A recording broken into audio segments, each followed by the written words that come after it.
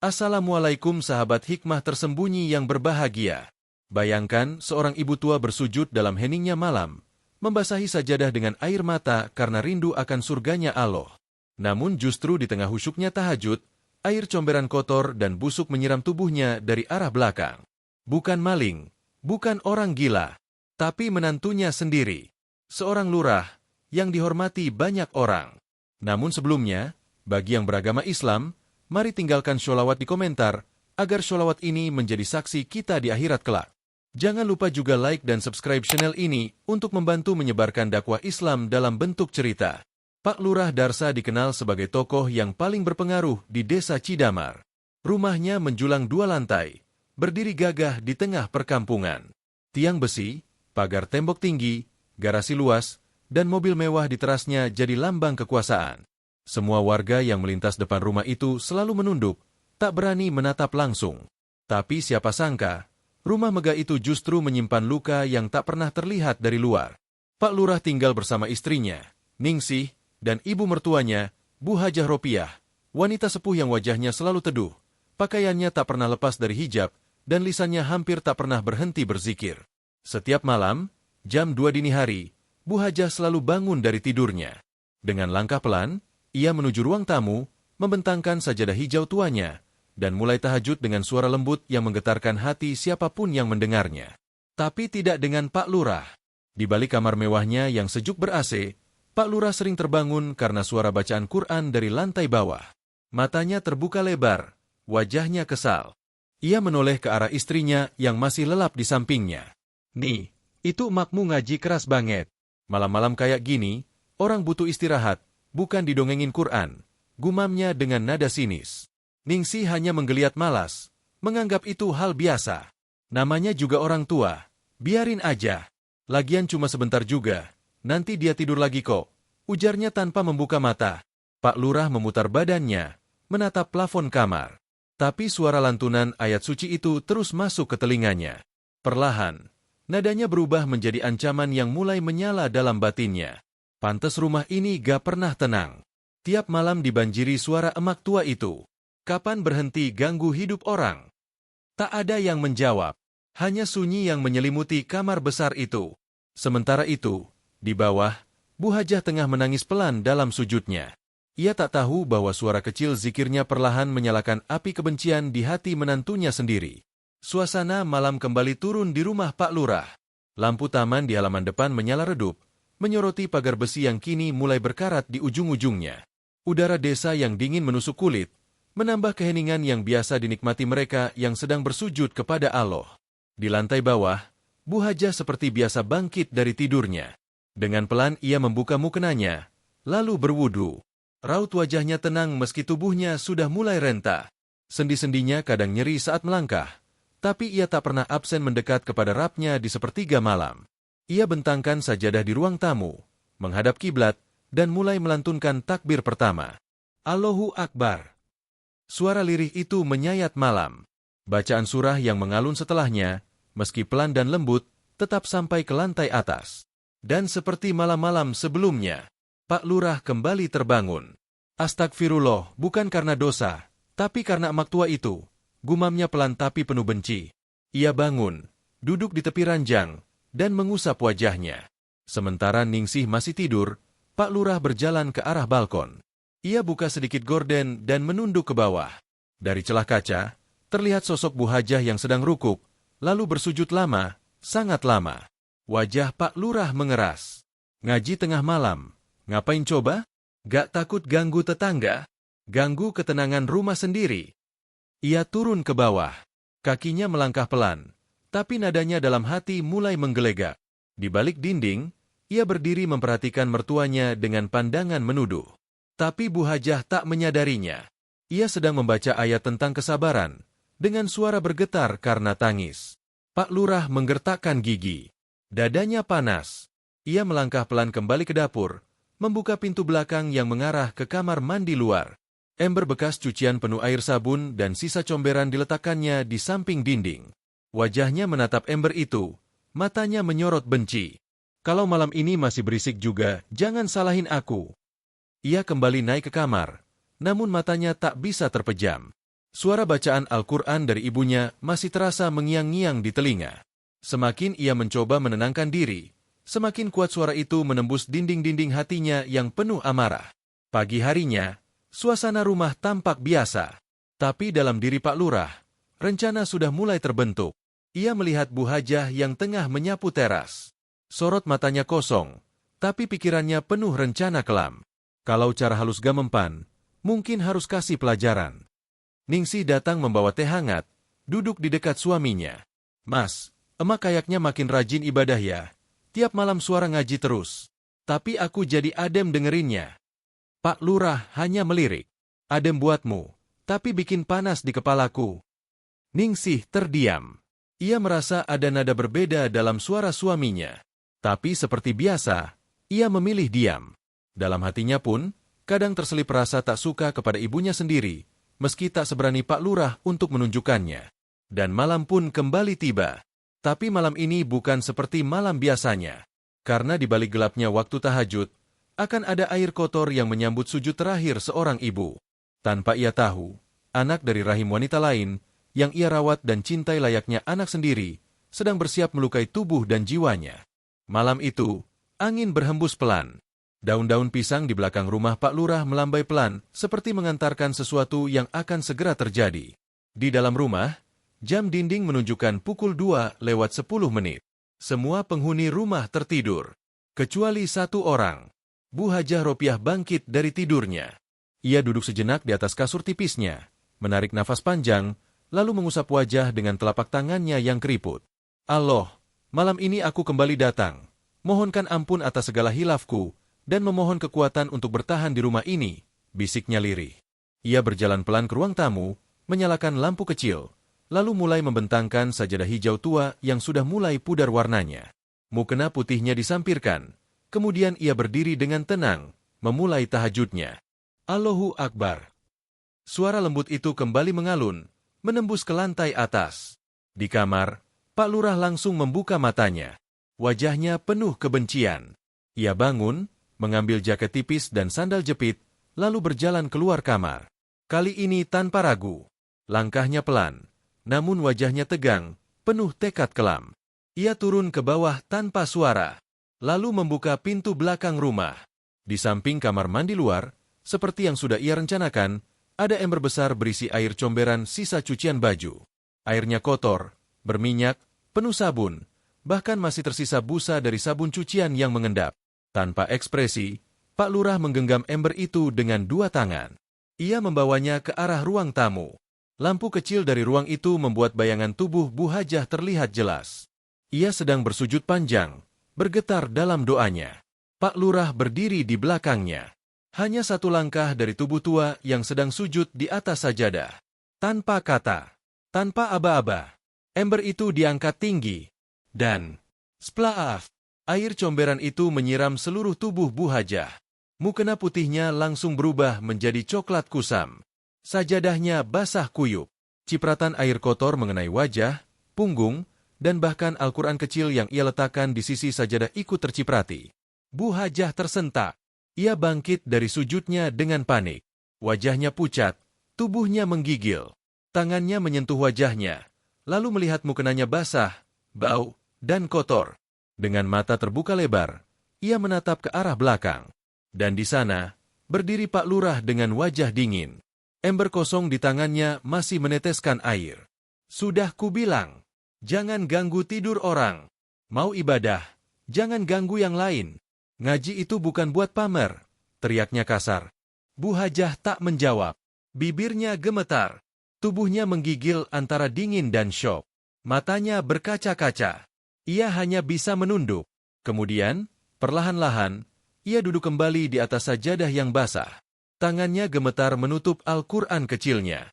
Mukanya yang masih dipenuhi air comberan hanya bisa menengadah. Allah, ampuni dia. Ampuni menantuku ini.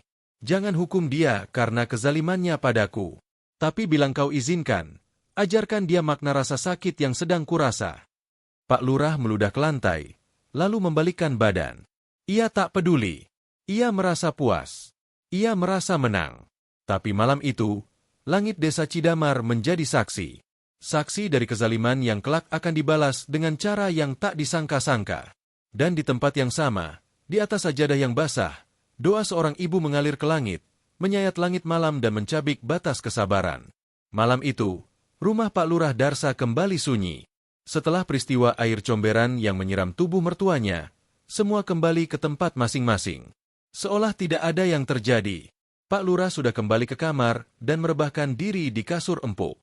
Ningsih yang baru terbangun, bertanya setengah sadar. "Mas, tadi suara apa ya? Kayak ada air tumpah."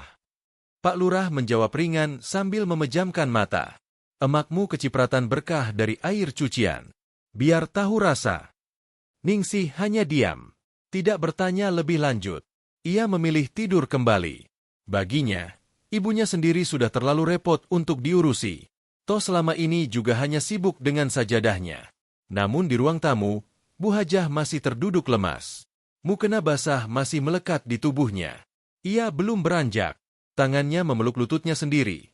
Wajahnya menunduk, dan air mata mengalir deras di pipi tuanya. "Allah, aku ini siapa di matanya? Mengapa sedalam ini bencinya padaku?"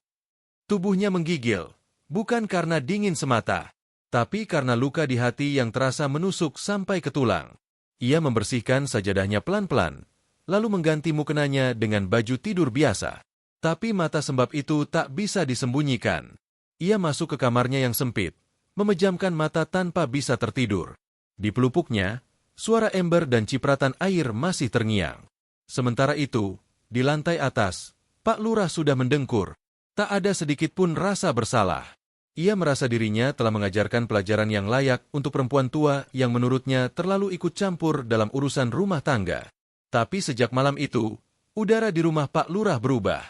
Tidak seperti biasanya. Pagi harinya, saat Pak Lurah duduk di teras depan sambil menyeruput kopi, ia merasa sesuatu aneh.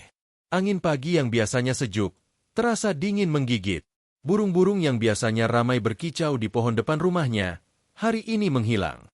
Ia memandangi halaman rumah. Daun-daun mulai layu.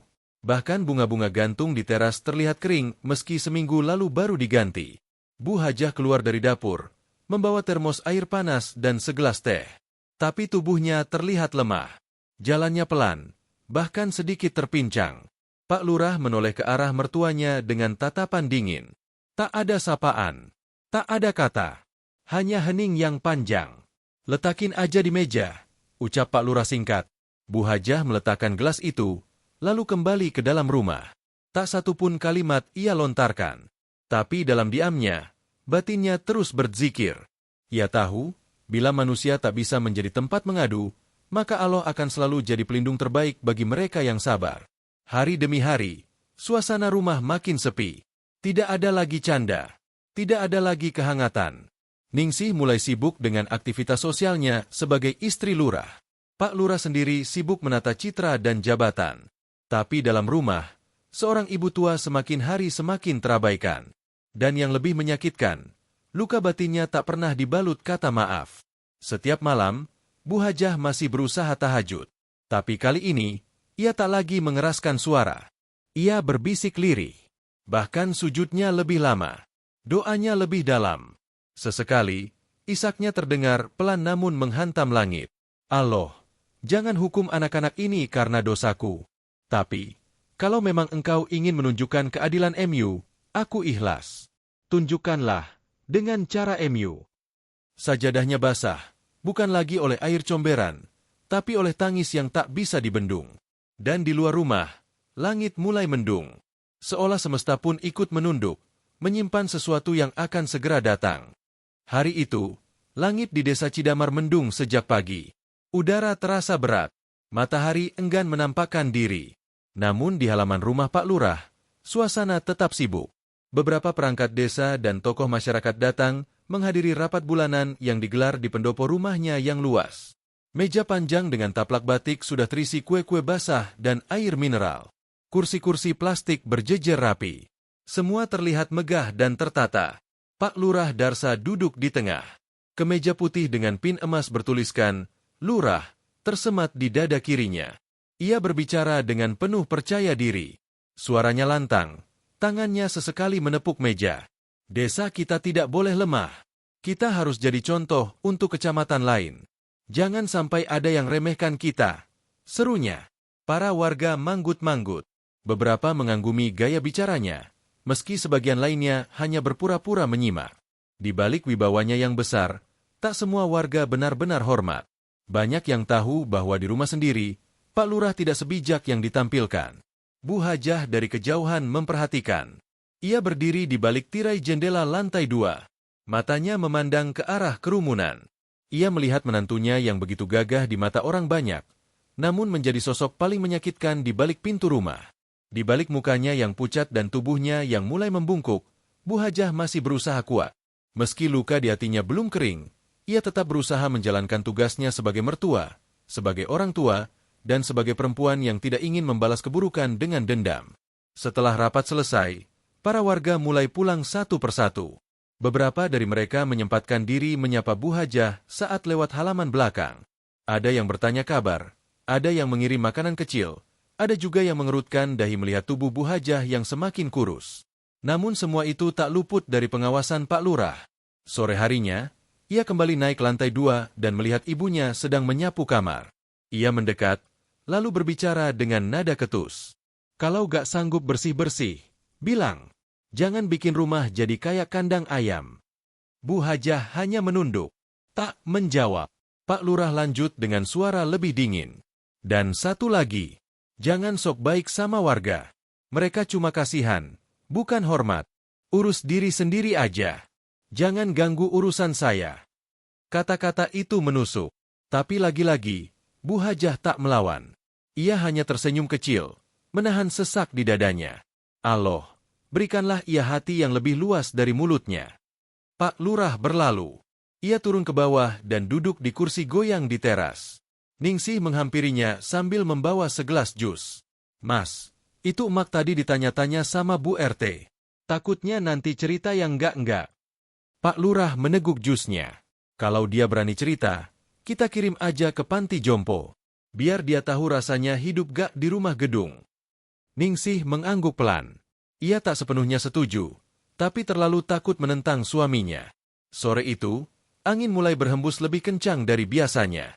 Daun-daun kering beterbangan di halaman. Langit berubah makin gelap, meski hari belum senja. Pak Lurah memandangi langit. Aneh, belum juga sore tapi sudah gelap begini. Bu Hajah dari kamarnya melihat langit yang sama. Tapi doanya berbeda. Allah, jika malam ini masih ada umur untukku, aku bersyukur. Tapi jika malam ini waktuku habis, maka izinkan aku wafat dalam sabar, bukan dalam benci. Dan malam pun turun, membawa gelap yang tak hanya di langit, tapi juga dalam batin setiap penghuni rumah. Hari berganti hari. Sejak kejadian penyiraman air comberan malam itu, sikap Pak Lurah makin menjadi-jadi. Ia tak lagi menyapa Bu Hajah. Bahkan kini, ia tak segan-segan memberikan perintah seolah Bu Hajah bukan bagian dari keluarganya, melainkan pembantu yang numpang tinggal. Mak, lap lantai ruang tamu itu. Kalau gak bersih, saya buang semua sajadahmu ke tong sampah. Bentaknya suatu pagi. Bu Hajah yang sedang menyiapkan sarapan hanya terdiam. Ia tak membantah. Tangannya gemetar memegang centong nasi, tapi suaranya tetap halus. Iya, nak, nanti mak lapin. Pak Lurah menggeleng keras. Sudah tua, kerja lamban, tapi tetap keras kepala. Ningsih duduk di meja makan, sibuk dengan gawainya. Ia mendengar semua, tapi seakan-akan tak terjadi apa-apa. Dalam hatinya, ia mulai risih dengan ibunya sendiri. Ia merasa, keberadaan Bu Hajah di rumah mewah itu hanya menjadi beban. Mas, ucap Ningsih sambil menyeruput kopi, gimana kalau emak kita dititipin aja ke tempat khusus orang tua? Pak Lurah melirik istrinya. Sebuah senyum muncul di wajahnya. Senyum yang tak membawa kebijaksanaan, melainkan rencana yang penuh kehinaan. Aku juga sudah lama mikir ke situ. Nih, tapi kalau langsung nitipin, nanti warga ngomong. Kita cari cara yang halus, biar dia yang pergi sendiri. Ningsih mengangguk. Matanya tak berkedip. Dalam diam, sepasang suami istri itu menyusun rencana untuk menyingkirkan seorang ibu yang telah mendidik anak perempuan mereka dari kecil, hingga bisa jadi istri yang kini mereka banggakan. Siangnya, Bu Hajah terlihat kelelahan. Ia membersihkan halaman sendirian, mencabut rumput liar, menyapu debu, menyiram tanaman. Wajahnya berkeringat, tapi tetap ada cahaya kesabaran yang terpancar. Seorang tetangga yang kebetulan lewat menghampiri pagar.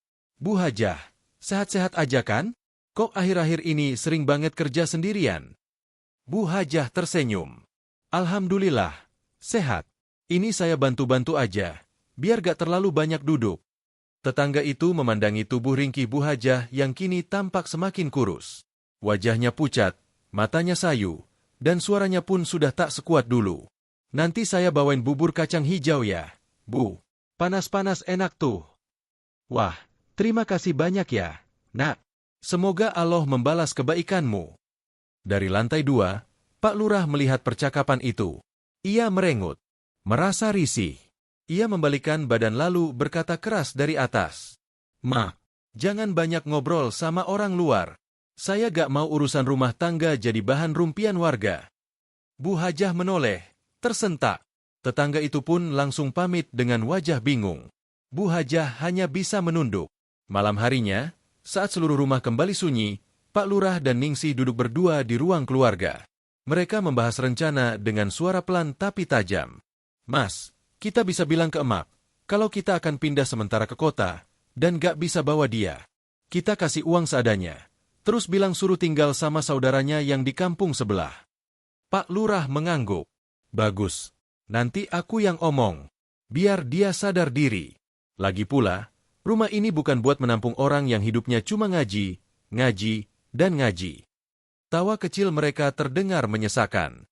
Di saat yang sama, Bu Hajah sedang melipat mukena di kamarnya.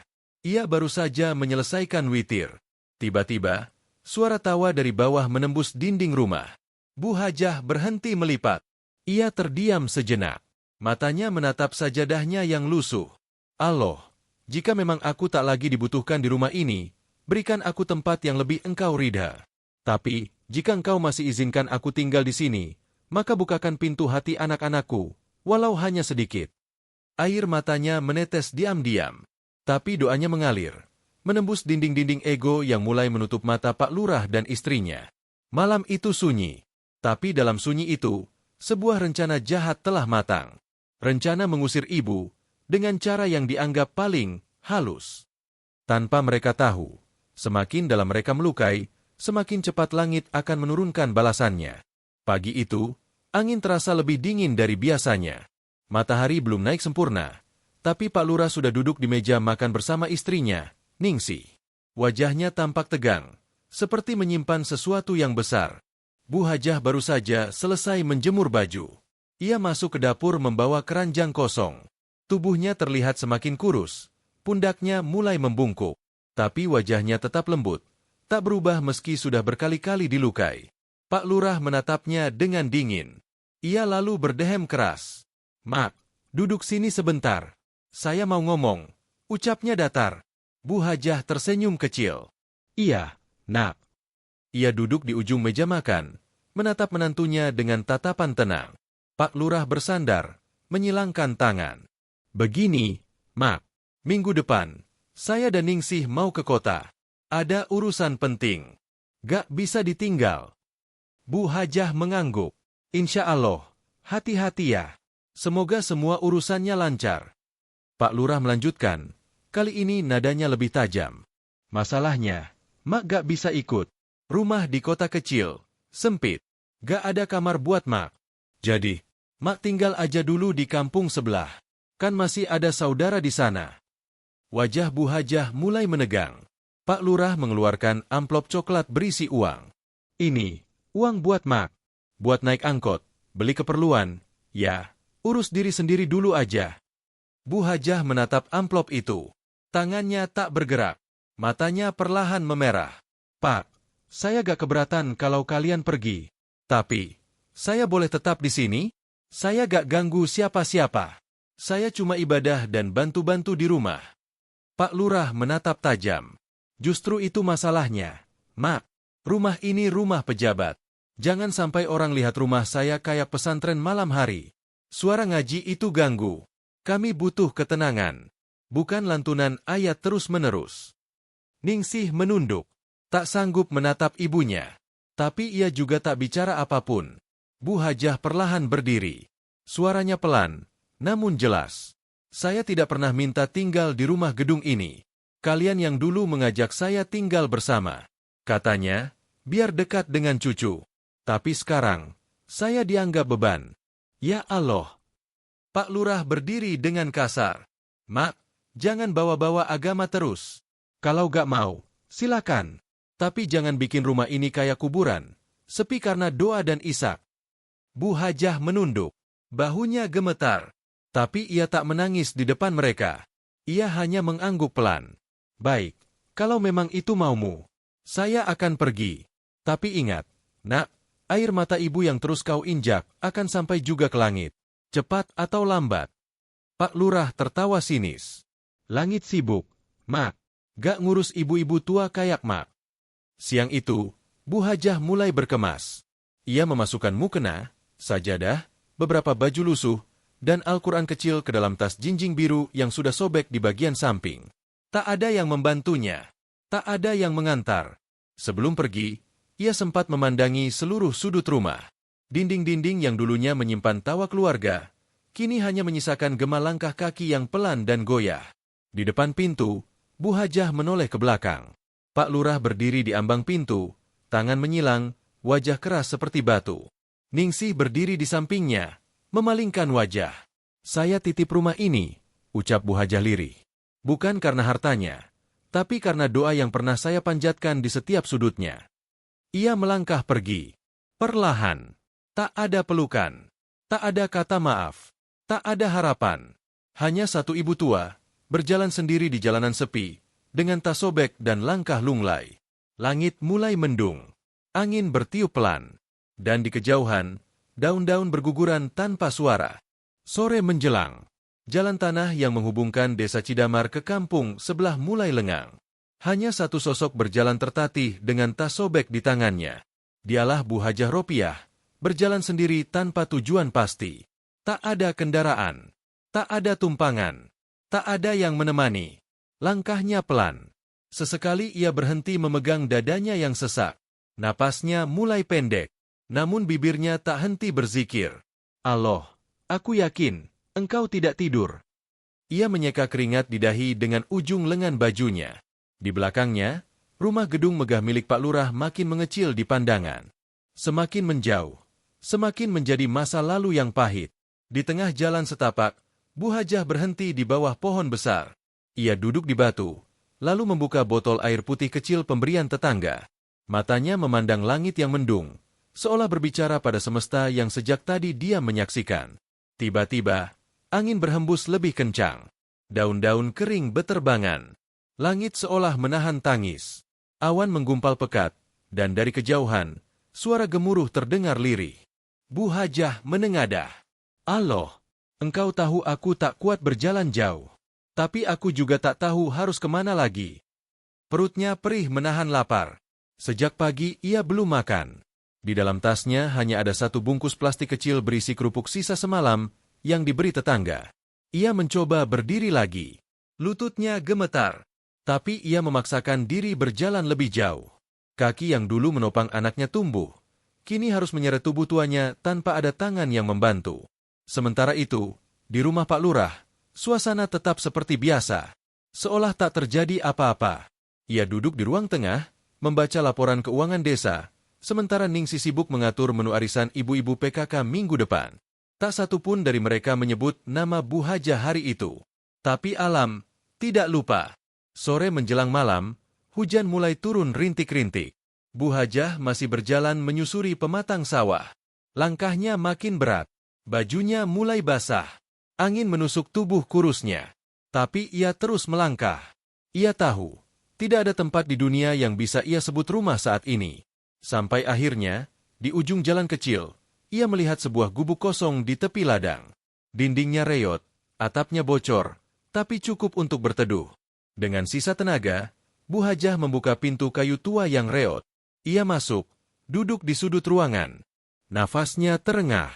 Tangannya gemetar saat mengeluarkan sajadah dan mukena yang masih basah. Allah, aku tidak punya kasur, tidak punya atap, tapi aku masih punya engkau. Ia mendirikan salat maghrib di lantai tanah yang dingin dan basah.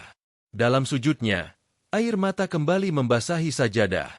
Tapi kini bukan karena sakit hati, melainkan karena ia tetap bersyukur masih bisa bersujud. Di luar, hujan mulai deras. Angin menderu. Petir membelah langit. Dan di waktu yang bersamaan, di rumah Pak Lurah, sebuah suara dari halaman belakang terdengar. Krek. Pohon tua yang selama ini berdiri diam di ujung halaman, mulai bergerak. Akar-akarnya menggembung karena hujan yang menyerap ke tanah. Batangnya miring perlahan. Pak Lurah, yang baru saja keluar rumah, melihat pohon itu bergerak. Tapi ia mengira hanya tertiup angin. Ia tak tahu, azab tak datang tiba-tiba. Ia berjalan pelan. Tapi pasti. Malam menebal. Hujan masih deras mengguyur desa Cidamar. Petir menyambar langit seperti cambuk dari langit yang lama tertahan. Jalanan licin. Udara menusuk tulang. Di rumah besar itu, Pak Lurah baru saja pulang dari rumah tetangga. Ia menghadiri arisan perangkat desa di rumah Pak RW yang letaknya hanya 3 rumah dari tempat tinggalnya. Meski cuaca buruk, ia tetap datang, sebagai simbol kekuasaan, katanya. Sambil menunduk dan menutupi kepala dengan map plastik, Pak Lurah melangkah pulang sendirian. Tidak ada yang menemaninya malam itu. Tak ada juga kendaraan yang bisa lewat karena halaman rumah tergenang. Saat langkahnya mendekati pagar, ia melihat pohon tua di sisi kiri halaman rumah bergoyang kencang. Batangnya besar, akarnya mulai terangkat. Tapi Pak Lurah menatapnya dingin, menganggap angin hanya sedang bermain-main.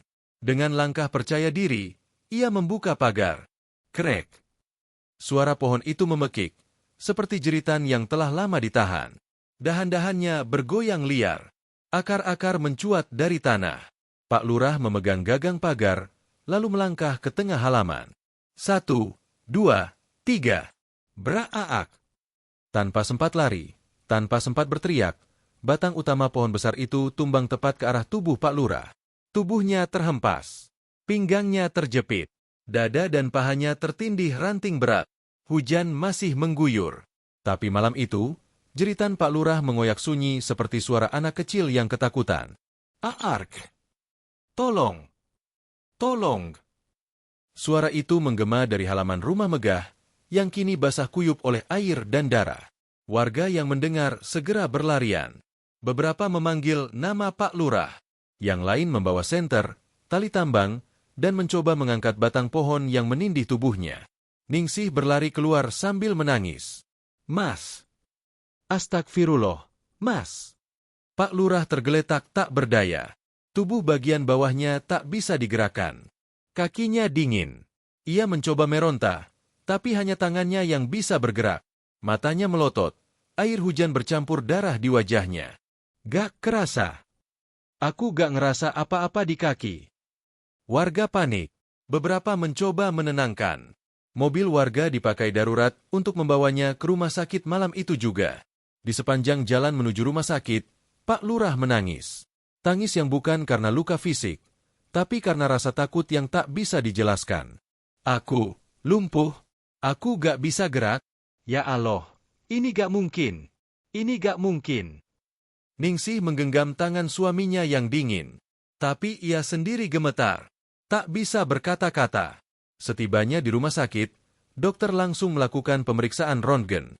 Hasilnya keluar 3 jam kemudian. Patah tulang punggung. Saraf terputus. Tulang belakang rusak parah. Vonis, lumpuh total. Permanen. Tangis Ningsih pecah. Ia terduduk di lantai ruang tunggu. Pak Lurah hanya bisa memandangi langit-langit ruangan. Matanya terbuka, tapi tubuhnya mati rasa. Tidak ada satupun bagian dari pinggang ke bawah yang bisa digerakkan. Hari itu, tubuh yang dulu tegap dan dipakai untuk menginjak-injak orang lain, kini tak lebih dari seonggok daging yang terbaring kaku. Sementara itu, di sebuah gubuk tua di ujung kampung, Bu Hajah baru selesai salat tahajud. Meski basah dan dingin, ia tetap tersenyum. Ia tak tahu bahwa di saat ia sujud, azab Allah sedang bekerja di tempat yang pernah mengusirnya. Dan dalam sujudnya yang panjang, ia hanya berkata pelan, Allah, Engkau Maha Adil. Aku serahkan semuanya kepada MU. Sudah 3 hari Pak Lurah terbaring di ranjang rumah sakit. Tubuhnya tak bergerak. Setiap malam, ia hanya bisa memandangi langit-langit ruangan dengan mata terbuka. Seluruh bagian tubuhnya dari pinggang ke bawah tak bisa merespons. Mati rasa. Tak bisa berdiri. Tak bisa duduk. Tak bisa buang air sendiri tanpa bantuan selang. Tangannya masih bisa bergerak, tapi tak cukup kuat untuk menopang tubuhnya. Dokter hanya bisa memberi satu pernyataan yang menampar harga dirinya. Pak Darsa lumpuh total. Permanen. Saat pertama kali mendengar itu, ia ingin berteriak. Tapi suara dalam tenggorokannya hilang, tertahan oleh gumpalan air mata dan ego yang tak bisa menerima kenyataan. Setelah seminggu, ia dibawa pulang ke rumah. Tapi rumah itu kini terasa asing. Dulu tempat kekuasaan, sekarang jadi tempat siksaan. Ranjang khusus didatangkan. Selang kateter dipasang. Bau obat dan antiseptik menggantikan wangi kopi pagi hari. Ningsih merawat suaminya. Awalnya, ia membantu menyuapi, membersihkan luka, bahkan mengelap tubuh suaminya yang kini terbaring lemah seperti anak kecil. Namun hari demi hari, Ningsih mulai lelah. Malam-malamnya kini diisi suara Pak Lurah yang memanggil terus-menerus. "Nih, tolong ganti posisi tidurku. Pinggangku pegal. Nih, kakinya gatal. Garuk dong. Nih, aku mau buang air." Tangannya menggenggam sprei. Air matanya mulai sering jatuh tanpa ia sadari. Suaminya yang dulu gagah, kini tak bisa apa-apa. Dan setiap malam ia harus memandangi tubuh itu, bukan dengan cinta, tapi dengan keterpaksaan. Suatu malam, Ningsih tak kuat lagi. Ia duduk di lantai kamar mandi, memeluk lututnya sendiri dan menangis. "Aloh, sampai kapan aku harus begini? Aku masih muda, aku butuh hidup. Tapi yang kulayani sekarang hanya tubuh tak bergerak yang tiap jam merengek minta dilayani." Sementara itu, di rumah yang sama, kamar tamu yang dulu ditempati Bu Hajah kini kosong. Tirainya tertutup, sajadahnya tak lagi ada. Suara ngaji yang dulu dianggap mengganggu, kini justru menjadi sunyi yang menyesakan. Pak Lurah mulai merasakan sepi. Tak ada orang yang mendekat. Warga jarang berkunjung. Bahkan sahabat-sahabatnya sesama pejabat mulai lupa menengok. Ia ingin berbicara, tapi Ningsih selalu sibuk. Ingin berkeluh kesah, tapi hanya bisa diam. Kadang ia menatap dinding kamar lama yang biasa ditempati Bu Hajah. Matanya berkaca-kaca. Hatinya mulai meronta, tapi tak ada satupun yang bisa menyelamatkannya. Suatu malam, ia berbisik sendiri. "Mak, seandainya Mak masih di sini." Tapi ia tahu, perempuan tua itu sudah tak ada lagi di rumah. Dan bahkan kalaupun masih ada, ia tak yakin apakah Bu Hajah masih mau menemaninya setelah semua yang ia lakukan. Beberapa hari kemudian, Ningsih mulai malas masuk kamar suaminya. Ia menyerahkan tugas merawat kepada asisten rumah tangga. Tapi tidak ada yang sabar seperti tangan seorang ibu. Luka di punggung Pak Lurah mulai bernanah karena terlalu lama berbaring. Ujung jari kakinya membiru. Ia menangis setiap malam, tapi tidak ada yang mendengar. Ia seperti bayi yang ditinggal ibunya, tapi tak bisa lagi menangis dengan lantang. Azabnya telah datang. Bukan hanya lumpuh, tapi ditinggalkan, diabaikan, dan disisihkan dari dunia yang dulu ia kuasai. Ia bukan lagi Pak Lurah yang disegani. Ia hanya tubuh tak bergerak, di atas kasur putih, di dalam rumah yang sunyi, dan tanpa doa dari perempuan tua yang pernah ia siram air comberan. Langit memang tak langsung membalas. Tapi ketika ia membalas, tak ada tempat untuk lari. Pagi itu, langit desa Cidamar tampak kelabu. Matahari tak bersinar penuh. Angin bertiup pelan. Di dalam rumah Pak Lurah, suasana semakin dingin. Tak hanya karena cuaca, tapi karena perlakuan orang-orang di sekelilingnya. Sudah seminggu lebih Ningsih merawat Pak Lurah dengan enggan. Tubuh suaminya makin lemah, bau obat dan luka makin menyengat. Kadang ia menyuapi, kadang membiarkan asisten rumah tangga yang mengurus. Tapi pagi ini, ada yang berbeda. Ningsih keluar kamar lebih awal dari biasanya. Ia duduk di ruang tamu, membawa koper besar dan tas tangan. Raut wajahnya tidak lagi lelah, tapi sudah tak ada sisa kasih. Hatinya beku. Pak Lurah yang terbaring di ranjang mendengar suara roda koper digeret. "Nih, kamu mau kemana?" tanyanya dengan suara serak. Ningsih tak menjawab. Ia hanya menoleh sekilas ke arah suaminya. Matanya kosong. "Nih, jangan bercanda. Aku gak bisa ditinggal sendirian di rumah segede ini." Ningsih menaruh tasnya di lantai, lalu bicara pelan tapi tajam. "Mas, aku sudah cukup. Aku gak sanggup lagi. Setiap hari cuma disuruh ini itu. Tiap malam harus bangun. Mas gak sadar? Mas bukan suami lagi. Mas cuma beban. Pak Lurah terdiam. Matanya membesar. Bibirnya gemetar. Aku suamimu, nih. Ningsih menggeleng. Dulu iya. Tapi sekarang, Mas bahkan gak bisa bangun dari ranjang. Gak bisa jalan. Gak bisa ngapa-ngapain. Aku masih muda, Mas. Aku juga punya hidup. Aku pergi ke rumah kakak. Jangan cari aku. Pak Lurah mulai menangis. Tubuhnya yang kaku tak bisa mengejar. Tangan satu-satunya yang bisa bergerak, mencoba meraih udara kosong. Nih, jangan tinggalin aku.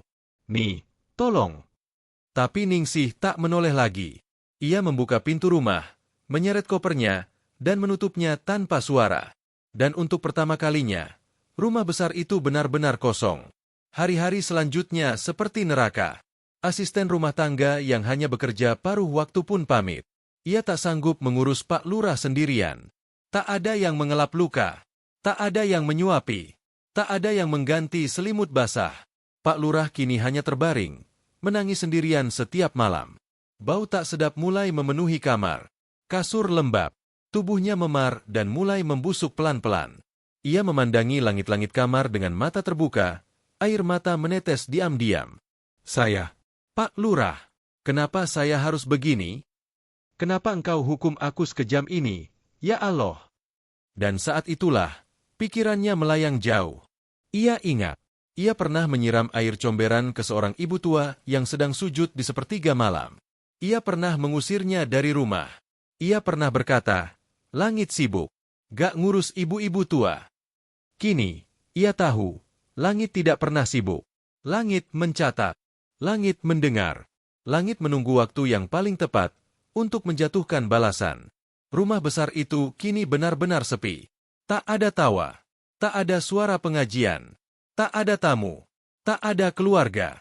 Hanya Pak Lurah yang terbaring lemah di ranjang putih, tubuhnya makin kurus, luka-luka di punggungnya makin lebar. Satu-satunya suara yang terdengar adalah suara detak jam dinding, dan desah napasnya yang berat menahan rasa sakit. Sudah 4 hari tak ada yang mengganti perban. Tangan kanannya mulai membusuk.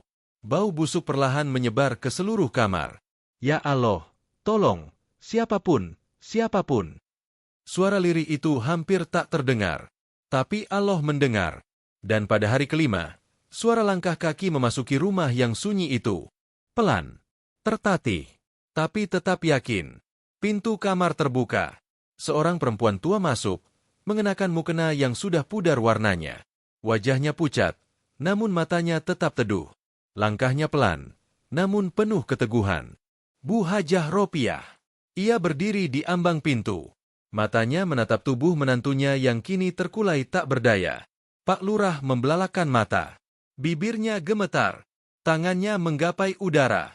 Maaf. Mak. Air matanya meledak. Tangan yang dulu menampar, kini menggigil meminta tolong. Mata yang dulu melotot marah, kini menatap penuh penyesalan. Bu Hajah tak berkata sepatah pun. Ia hanya mendekat, meletakkan tas kecilnya, lalu membuka mukenanya perlahan. Tangannya mulai bekerja, mengganti perban, membersihkan luka, menyiapkan bubur, mengusap dahi menantunya yang demam. Pak Lurah hanya bisa menangis. Tangis yang bukan karena luka fisik, tapi karena luka batin yang kini menumpuk dan meledak dalam sunyi. Maafkan saya, Mak, saya durhaka, saya jahat, saya hina. Bu Hajah menatapnya, lalu menjawab dengan suara yang sangat pelan, nyaris seperti zikir. Mak gak pernah dendam, Nak. Mak hanya sedih, karena kamu dulu lupa, bahwa rumah ini berdiri bukan hanya dari batu dan semen, tapi juga dari doa. Air mata Pak Lurah tak berhenti. Tubuhnya menggigil. Ia memeluk tangan Bu Hajah sekuat tenaga, meski tak ada tenaga tersisa dalam tubuhnya. Jangan tinggalin aku, Mak, aku takut. Bu Hajah mengusap kepala menantunya dengan lembut, seperti seorang ibu mengelus anaknya yang ketakutan. Sampai ajal Mak tiba, Mak gak akan tinggalin kamu. Hari-hari berlalu. Bu Hajah kini tinggal kembali di rumah itu. Tapi bukan lagi sebagai orang tua yang disisihkan. Ia kini menjadi satu-satunya harapan bagi Pak Lurah untuk bertahan hidup. Ia menyuapi. Ia mengganti perban. Ia membersihkan tempat tidur. Ia salat di samping ranjang, sambil terus mendoakan orang yang dulu menyiram tubuhnya dengan air comberan. Warga desa yang mendengar kabar itu menangis. Tak percaya. Tapi itulah kasih seorang ibu. Tak bisa dibalas. Tak bisa dihitung. Dan setiap malam, Pak Lurah hanya bisa menangis saat mendengar suara pelan dari ruang sebelah. Allahu Akbar. Suara itu tak lagi dianggap gangguan. Kini, itu suara yang membuat jantungnya berdetak, yang membuat matanya menetes, dan yang membuat hatinya tahu bahwa Allah masih memberinya kesempatan untuk menyesal. Waktu terus berjalan. Hari demi hari, suasana di rumah Pak Lurah tak lagi seperti dulu. Tak ada lagi suara bentakan. Tak ada lagi aroma parfum mahal. Tak ada lagi jamuan pejabat. Yang ada hanya suara sendok menyentuh mangkuk bubur, dan suara doa lirih dari sajadah lusuh di sudut ruangan. Pak Lurah terbaring, lemah, tapi kini tak lagi memberontak. Luka-luka di punggungnya belum sembuh. Kakinya tetap kaku. Tapi ada satu bagian dari dirinya yang perlahan mulai hidup kembali. Hatinya. Setiap kali Bu Hajah menyuapi, ia menatap wajah tua itu penuh haru. "Mak, kenapa Mak balik lagi? Kenapa gak biarin saya mati pelan-pelan?" Bu Hajah tersenyum lembut sambil menyuapkan bubur ke mulutnya. "Karena Mak gak pernah mendoakan kamu mati. Nak, Mak cuma minta kamu sadar bahwa hidup ini bukan soal jabatan, tapi soal bekal pulang." Air mata Pak Lurah menetes perlahan. Ia tak bisa membalas dengan kata. Hanya diam. Tapi diamnya kini bukan karena sombong, melainkan karena malu. Malu pada Allah dan pada dirinya sendiri. Malam itu, hujan kembali turun. Udara dingin menyelimuti rumah. Tapi di kamar Pak Lurah, suasana justru hangat. Bu Hajah duduk bersila di atas sajadah. Sementara Pak Lurah hanya bisa memandangi ibunya dari atas ranjang. Matanya basah. Allahu Akbar. Suara itu kini jadi musik penenang jiwanya. Dulu ia menyebutnya gangguan. Tapi sekarang, tanpa suara itu, ia merasa hampa. Setelah salat, Bu Hajah mengambil mushaf kecilnya dan mulai membaca. Pak Lurah mendengarkan, pelan-pelan. Hatinya bergetar. Dan tiba-tiba, dari balik tubuh yang lumpuh, ia menangis. "Mak, ajari saya ngaji lagi." Bu Hajah berhenti membaca. Menatap menantunya dengan tatapan yang tak bisa dijelaskan dengan kata-kata. Ia mendekat, duduk di samping ranjang, lalu menggenggam tangan Pak Lurah yang kurus dan kaku. "Bismillah, Nak. Kita mulai lagi. Allah tidak melihat masa lalumu, tapi Allah melihat hatimu hari ini." Malam itu, rumah yang dulu penuh kesombongan, kini dipenuhi suara pelan dari mulut seorang lurah yang mulai terbata mengejar huruf hijaiyah. A, Ba, Ta, Tesa. Air mata Bu Hajah mengalir. Tapi bukan karena sedih, melainkan karena haru yang begitu dalam. Esok harinya, beberapa warga datang menjenguk. Mereka melihat perubahan drastis. Pak Lurah kini tak lagi berteriak. Ia menyapa pelan, walau lemah. Ia meminta maaf satu persatu. Tak ada yang menyangka, pria yang dulu dingin dan kasar, kini bisa menangis dan meminta maaf seperti anak kecil. Salah satu warga bertanya pelan, "Pak Lurah, apa yang membuat Bapak berubah?" Pak Lurah menjawab lirih, "Saya belajar dari ibu yang saya sakiti bahwa Allah tidak buta, dan waktu selalu berjalan menuju balasan." Warga itu menunduk, lalu menitikkan air mata. Tapi perubahan itu tak lantas menyembuhkan segalanya. Luka fisik Pak Lurah tak bisa dipulihkan. Sarafnya tetap mati. Ia tetap hanya bisa berbaring, ditopang alat bantu pernapasan dan kateter. Namun, untuk pertama kalinya, hatinya benar-benar hidup. Dan dari ranjangnya yang sempit, ia terus berdoa, "Allah, aku gak minta sehat lagi. Aku gak minta kaya lagi. Aku cuma minta, jangan cabut ibu ini dari sisiku dulu. Karena tanpa dia, aku gak tahu bagaimana caranya bertahan." Bu Hajah, yang duduk di sudut ruangan sambil melipat baju, hanya tersenyum, menatap cucu-cucunya yang mulai datang kembali ke rumah besar itu. Rumah yang dulunya tempat keangkuhan, kini berubah menjadi tempat air mata dan maaf yang saling bersambut. Hari itu, angin bertiup pelan, langit biru, namun udara dingin menusuk.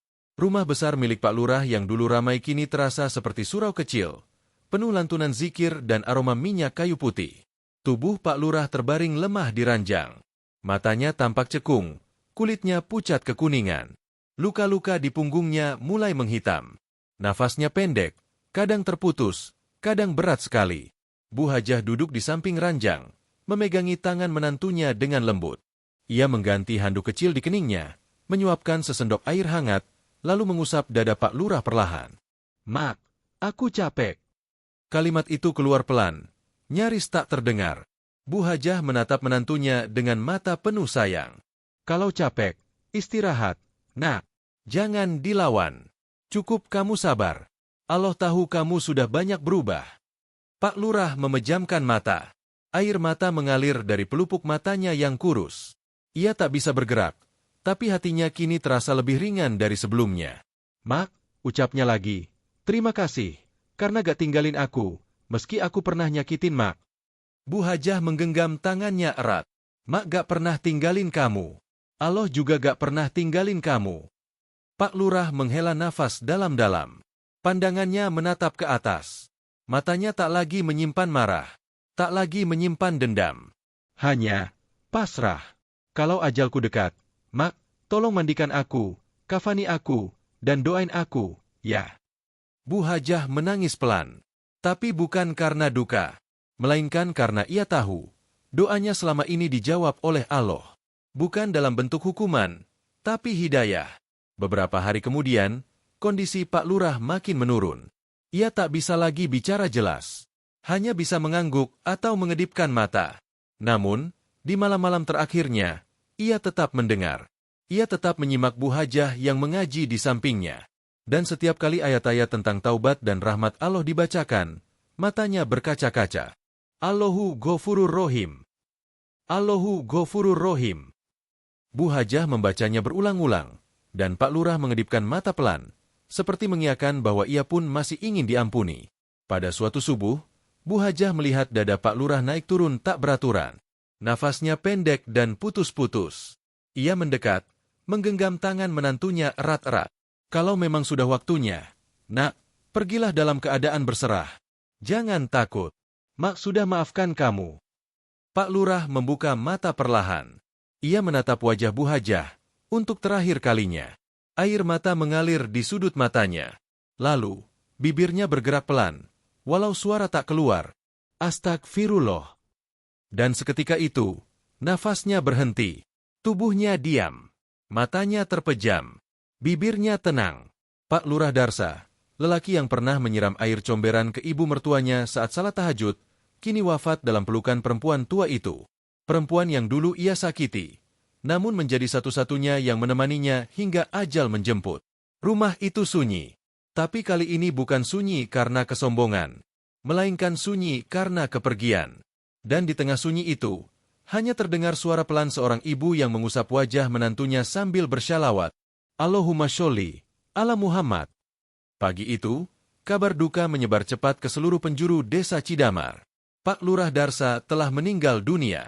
Bukan dalam kemewahan, bukan di tengah kehormatan pejabat, tapi dalam kesunyian, di atas ranjang sakit, dengan tubuh lemah yang tak lagi mampu bergerak. Warga berdatangan. Tak banyak bicara. Tak ada sorak takziah. Hanya bisik-bisik dan pandangan sedih bercampur haru. Rumah besar itu, yang dulu jadi tempat rapat penting dan pesta mewah, kini berubah menjadi tempat tangis dan doa. Jenazah Pak Lurah dimandikan oleh Bu Hajah sendiri. Dengan tangan keriputnya, ia membersihkan tubuh yang dulu menyiramnya dengan air comberan. Ia menyabuni perlahan, menyeka luka-luka lama, dan menyelimuti jasad itu dengan kain kafan putih. Tak sedikit yang meneteskan air mata melihat pemandangan itu. Warga tahu, inilah perempuan yang pernah diusir. Tapi kini justru menjadi satu-satunya yang dengan sabar dan cinta mengurus kematian menantunya. "Allah, saksikan, aku maafkan semua dosanya padaku. Jangan engkau tanya dia atas apa yang pernah ia lakukan padaku. Tapi terimalah ia sebagai hamba MU yang telah menyesal." Tangis warga pecah. Beberapa menunduk dalam-dalam. Bahkan para pemuda desa yang biasanya tak mudah tersentuh, kali ini menangis dalam diam. Saat pemakaman, langit mendung. Tak ada hujan, tapi udara terasa berat. Pak Lurah dimakamkan di pemakaman umum, tanpa tenda mewah, tanpa iringan pejabat, hanya ditandu oleh warga biasa dan dipayungi oleh tangan-tangan tulus yang memaafkan. Bu Hajah berdiri paling depan. Di sampingnya, cucu-cucunya menangis. Di belakangnya, warga desa mulai membaca surah Yasin. Sebelum liang lahat ditutup, Bu Hajah mendekat dan berbisik di pinggir makam. Tidurlah dengan tenang. Nak, semoga Allah lapangkan kuburmu dan jadikan air matamu sebagai saksi bahwa kau telah benar-benar bertaubat. Tanah ditimbun perlahan. Doa pun dibaca. Dan semua orang pulang membawa diam, membawa bekas, membawa hikmah. Beberapa hari setelah pemakaman, rumah besar itu tak lagi megah. Dindingnya dibiarkan berjamur. Catnya mulai pudar. Tapi di ruang tengah, sajadah Bu Hajah tetap terbentang. Setiap malam, ia tetap salat tahajud. Tapi kini tak lagi disiram air comberan. Tak lagi diusir. Tak lagi dibenci. Hanya ada ketenangan. Dan setiap sujudnya, ia berdoa bukan untuk dirinya, tapi untuk menantunya yang telah pergi lebih dulu. Allah, ampunilah ia. Jangan jadikan azab sebagai balasan terakhirnya, tapi jadikan taubatnya sebagai penutup hidupnya. Dan jadikan rumah ini kembali menjadi rumah penuh sholawat. Dan untuk kalian yang masih memiliki orang tua, mertua, atau keluarga yang seringkali disia-siakan, ingatlah, doa orang tua tak pernah sia-sia. Tapi tangis mereka bisa jadi awal dari azab yang perlahan menyiksa. Berhati-hatilah pada mereka yang kalian remehkan, karena Allah bisa membalikan segalanya hanya dalam satu malam.